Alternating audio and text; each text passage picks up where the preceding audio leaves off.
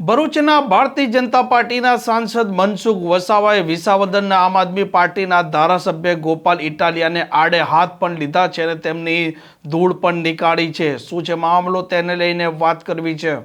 વૈષ્ણવજન તો તેને કહીએ જે પીડ પરાઈ જાનાને રે। નમસ્કાર, આપ જોઈ રહ્યા છો નવજીવન ન્યૂઝ અને હું છું આપની સાથે તોફિક ગાંચી। વિસાવદરના ધારાસભ્ય ગોપાલ ઇટાલિયા અવારનવાર તેમના નિવેદનોના કારણે ચર્ચામાં પણ રહેતા હોય છે અને વિરોધનો વંટોળ પણ સર્જતા હોય છે। ભારતીય જનતા પાર્ટીના નેતાઓને જે પ્રકારે તેમની ભાષામાં વાત કરે છે તેને લઈને જ ભરૂચ ભારતીય જનતા પાર્ટીના સાંસદ મનસુખ વસાવા આ વખતે વિફર્યા છે અને તેમણે કહ્યું છે કે ગોપાલ ઇટાલિયા અને આમ આદમી પાર્ટીના લોકો આજ ભરૂચમાં આવે છે તેમના વિશે ભારતીય જનતા પાર્ટીના નેતાઓના વિશે એલફેલ બોલે છે અને આવી ભાષા કોઈ પણ રીતે ચલાવી ન લેવાય અને તેમણે ભારતીય જનતા પાર્ટીના આ નેતા અને કાર્યકરોનો પણ ઉધોડો લીધો હતો કે આ ચૈતર વસાવાને લઈને જે પ્રકારે આ ગોપાલ ઇટાલિયા અને તેમના નેતાઓ અહીંયા આવી એલફેલ બોલે છે તેનો વિરોધ કરવો પડશે, અન્યથા પતી જઈશું।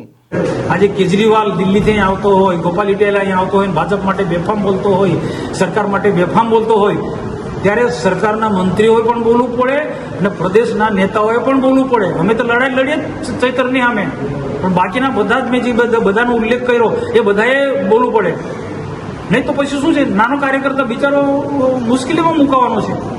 એટલે અમે જે પ્રકારની જે મુવમેન્ટ ચાલે છે એમાં જોરશોરમાં મુખ્ય મુવમેન્ટ ચાલે છે। આદિવાસી સંસ્કૃતિની તોડોની વાત કરે છે, અલગ ભીલ પ્રદેશની વાત કરે છે, આદિવાસી હિન્દુ નથી, આ પ્રકારની મુવમેન્ટ આમ આદમી પાર્ટીના લોકોને ચૈતન્ય કંપની આ બધું ચલાવે છે। એનાથી આદિવાસી વિસ્તારની આખી જે સંસ્કૃતિ છે, આદિવાસી સંસ્કૃતિ એ તોડવાના બધા પ્રયત્નો કરી રહ્યા છે। તો વિકાસની વાતો કરો તમે, વિકાસના માટે ઘણું બધું કરી શકાય તેવું છે।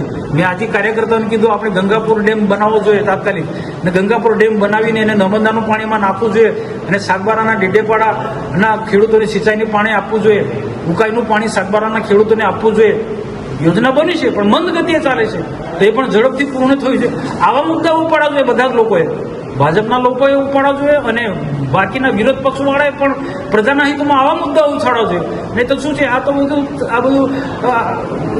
ખોટા આરોપો મૂકવા, ભ્રષ્ટાચારને રોકવું હું માનું છું। ના, આજે તમે જો રાજનીતિમાં ગુનાહિત કૃત્ય રોકવા માટે દેશના પ્રધાનમંત્રી નરેન્દ્રભાઈ મોદી સાહેબે એક નવું બિલ લાવ્યા છે, ગૃહમંત્રી હોમ મિનિસ્ટર અમિતભાઈ શાહ નવું બિલ લાવ્યા છે। જે પ્રધાનમંત્રી હોય કે મુખ્યમંત્રી હોય કે કોઈ પણ મંત્રી કોઈ ગુનો કરે તો એ તાત્કાલિક સસ્પેન્ડ થઈ જશે, પદ પરથી રાજીનામું પડે, એ પ્રકારનું આજે બિલ લાવ્યા। આ સરકાર રાષ્ટ્રહિતમાં, પ્રજાના હિતમાં, રાજનીતિમાં ગુનાહિત જે પ્રવૃત્તિ જે વધતી જાય છે એને રોકવા માટે આ પ્રકારનું સરકાર આ કાર્ય કરી રહી છે।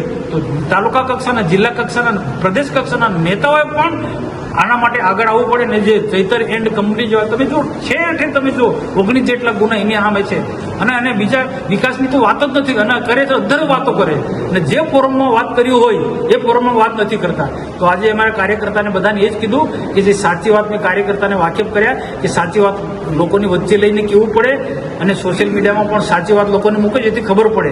નહીં તો જે સાચી વાત આપણે બધા કાર્યકર્તા જાણે છે, આગેવાનો જાણે છે, બીજા બધા ઉલ્લેખ કરો એ મૌન થઈને બેઠા છે।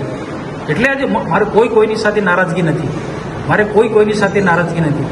કોઈ પણ પ્રકારનું કૌભાંડ થતું હોય, નરેગાનું કૌભાંડ હોય કે મનરેગાનું કૌભાંડ હોય કે કાંઈનું પણ હોય, એમાં ગુજરાતમાં ભારતીય જનતા પાર્ટીની સરકાર, ભૂપેન્દ્રભાઈ પટેલની સરકાર ક્યાંક પણ એમના ધ્યાન પર આવે તરત તપાસ આપે ને જે પણ એમાં સંડોવાયેલ એમની સામે કાયદેસરની કાર્યવાહી કરી અને રેકર્ડ પર છે। આવી સરકાર, ભૂપેન્દ્રભાઈની સરકાર ક્યાંય તમને જોવા ના મળે। આજે પારદર્શક વહીવટ આપે છે રાજ્ય સરકારને ભારત સરકાર।